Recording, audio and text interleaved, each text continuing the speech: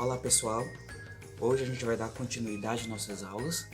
Para isso peço a vocês que peguem um livro de vocês e abram na página 44. Lá a gente vai encontrar o tema 4 da unidade 2. O título é a formação da Terra, ok? Seguinte, o texto começa falando sobre a formação do sistema solar. Aí a gente pode ver que a teoria mais aceita pelos cientistas é que no canto onde existe o Sol hoje, existia uma estrela maior ainda, que por algum motivo essa estrela explodiu. Com o passar de milhões e milhões de anos, os destroços dessa estrela maior começaram a se reagrupar, ou seja, começaram a se unir, formando então os planetas do sistema solar que a gente conhece, não é? Que são 8.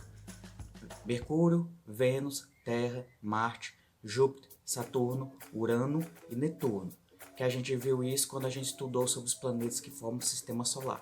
Se eu não me engano, foi a última aula, ok? Seguinte, agora a gente vai assistir um pequeno videozinho que explica como era essa Terra primitiva. A gente vai ver alguns acontecimentos que aconteceram nessa época e alguns eventos, tá certo? Vamos ver. Logo depois do vídeo, eu volto para a gente ver um pouquinho sobre o tema 5, tá ok? Vamos lá. Terra primitiva. Por que primitiva? Primitiva de primeiro, né? Ela parecia uma bola de fogo, assim como o nosso tinha essa aparência semelhante ao nosso Sol, extremamente quente, e por ser extremamente quente, ela era incompatível com a vida, ou seja, nada sobrevivia, né? Mesmo que nesse momento a vida na Terra ainda não existisse, se existisse, não existiria. Por quê? Porque ela era muito quente. Era uma bola de fogo densa e pastosa, e a gente tinha a ausência da camada de ozônio, que é a camada que protege a gente hoje da exposição solar intensa, tá?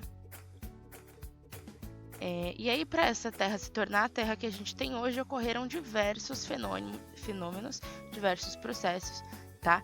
E o principal deles a gente chama de resfriamento.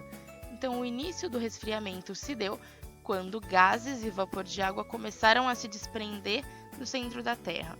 Então a gente tinha vapor de água indo em direção à atmosfera, que não era a atmosfera que a gente conhece hoje, né? E entre outros gases, a gente tinha uma intensa atividade vulcânica, ou seja, muitos vulcões em erupção nesse momento da Terra, diversas descargas elétricas vindas do espaço e vários asteroides colidindo com a Terra. Ou seja, era um apocalipse, né? Tipo um inferninho, semelhante a isso que a gente está vendo na imagem. Isso quando a gente já começou a ter o resfriamento dessa Terra. E aí, beleza. Como o vapor de água e gases começaram a se desprender e ir em direção à atmosfera, a gente teve aí o início do que a gente conhece hoje como atmosfera sendo formada, tá? O vapor de água, então resfriado, se tornou água líquida, porque quando o vapor esfria, ele muda de fase, ele se torna água líquida, e precipitou. O que é precipitar? Choveu. E choveu pra caramba, tá? E essa chuva intensa deu origem aos oceanos primitivos, tá? Então foram acumulando ali pocinhas de água, que futuramente se tornariam o que a gente tem hoje como oceanos. E por resfriar, todo aquele magma, toda aquela lava que saía da atividade vulcânica, uma fina camada de rochas surgiu para cobrir aí o nosso planeta. Então a gente tem... Bem, pessoal, nesse vídeo que a gente acabou de ver, a gente pôde perceber o quanto a Terra era diferente do que ela é hoje, né? Ela era bem mais quente, não existia vida, né? Ela era recoberta por vulcões, existia lava, e naquele período era impossível que existisse vida aqui no nosso planeta. E para surgir a vida foi necessário que a temperatura do planeta abaixasse. E isso demorou milhões e milhões de anos, ok? Isso foi o tema 4. Quando a gente passa para o tema 5, na página 46, a gente começa a estudar sobre o formato da Terra. No tema 4 a gente estudou sobre a formação da Terra e do Sistema Solar. E agora no tema 5 a gente estuda sobre o formato do nosso planeta.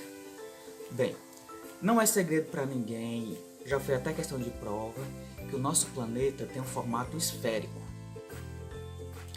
como se fosse uma bola, certo? Ele é redondo. Mas nem sempre o ser humano acreditou nisso. Muitos questionavam qual seria o formato da Terra, até que há 2.200 anos atrás, um filósofo grego deduziu que a Terra era redonda e conseguiu comprovar isso através de experimentos, certo? Mais do que isso, ele conseguiu também medir a circunferência da Terra. O que seria a circunferência? A distância para dar uma volta completa na Terra, que seria de 40 mil quilômetros, ok? Então agora a gente vai ver uma pequena animação, um videozinho de desenho, que explica bem direitinho como foi que esse filósofo grego, cientista, obviamente, conseguiu descobrir que a Terra era redonda e em seguida como ele descobriu como medir a circunferência da Terra, ok? Lembrando que nessa parte que mostra como ele conseguiu calcular a circunferência, claro que a gente não precisa descobrir como mede, né?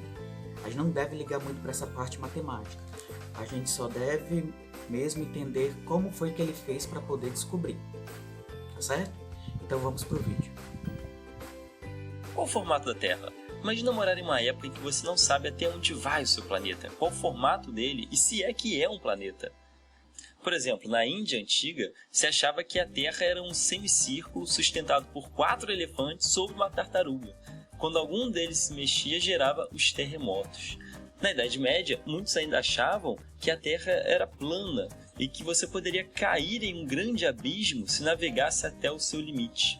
Para os nórdicos, no centro do universo se encontrava a árvore Yggdrasil, que ligava os 9 mundos da cosmologia nórdica, e um deles, Midgard, era o nosso. Em um mundo onde a suposição era a resposta, a imaginação criava explicações fantásticas.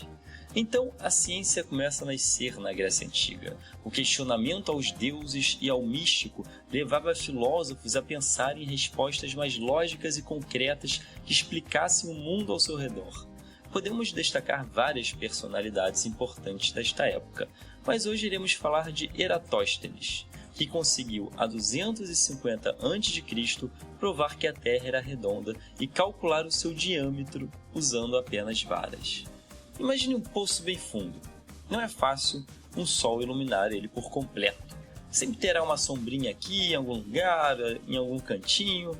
Eratóstenes percebeu que no solstício de verão, o poço de uma cidade estava completamente iluminado. Ou seja, o sol estava exatamente sobre a sua cabeça.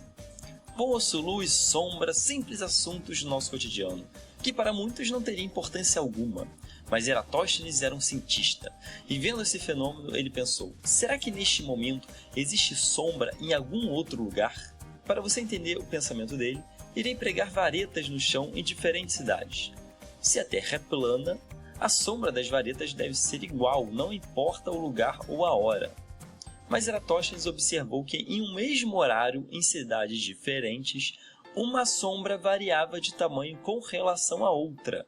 Ora, para isso ocorrer, é necessário que exista uma curvatura. Logo, a Terra é redonda. Fantástico, não? Mas ele não parou por aí. Ele quis ir além. Ele queria calcular o diâmetro da Terra.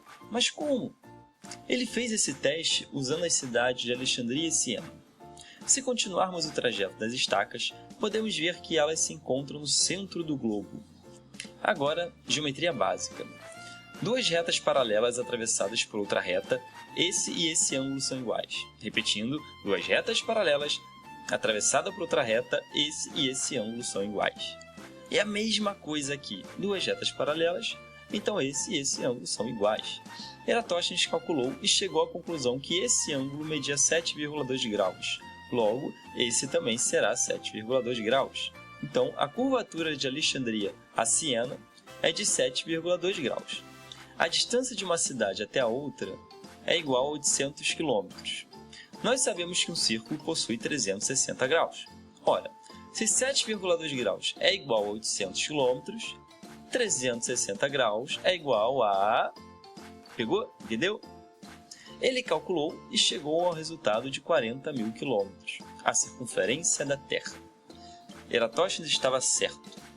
É impressionante ver um homem que viveu há 250 anos antes de Cristo, conseguiram um feito desses utilizando apenas varetas.